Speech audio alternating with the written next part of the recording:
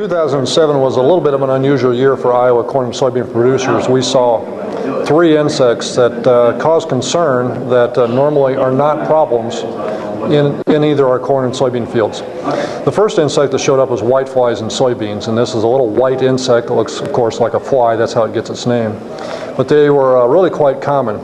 They are very prolific. They produce quite fast and in high numbers, somewhat similar to soybean aphids.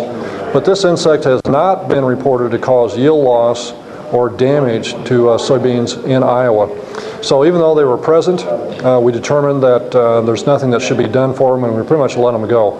In fact, there are no economic thresholds for whiteflies in soybeans, so we really have no justification for spraying this insect in Iowa. The second insect that showed up this year was cornleaf aphids in corn. And this is an insect that's more of a problem in dry summers or dry months. And in southeastern and southern Iowa, cornleaf aphids probably did cause some yield loss. This is an insect that occurs up on the tassel and whorl stages of the leaves. And sometimes the populations are so high, so many aphids on the plant, that they can actually cause a corn plant to go completely barren, not producing any ears at all.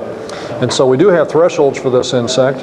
And pretty much 7% of the plants being heavily infested would be a justification for spraying cornleaf aphids in corn in future years. But again, this is an insect that really needs to be scouted right as the tassels are starting to emerge. If you get past that point and the aphids feed on the tassels for several weeks, again, they can cause rather substantial damage.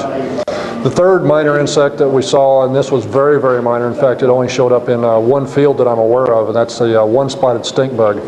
But it's an insect that attacks seedling corn, and it was a problem in a field that had no-till, previously been alfalfa, was no-tilled in the field, had high populations of field pennycress, which is a weed that stink bugs love to feed on, and the farmer came in and killed the pennycress with a herbicide, and what happened was the stink bugs moved off the field pennycress onto the seedling corn and actually wiped out almost 116 acres of corn.